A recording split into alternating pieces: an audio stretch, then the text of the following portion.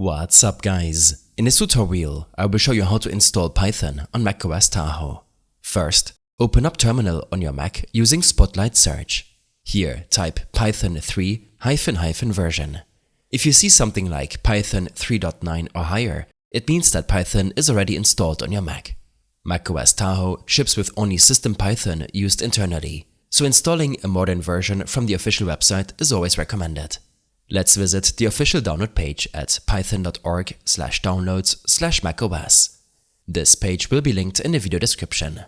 On this page, select to download the latest stable release for download. The download will start and the downloaded.pkg file will show up in your downloads folder. Double-click this file and the installer will open up. Proceed with the installation.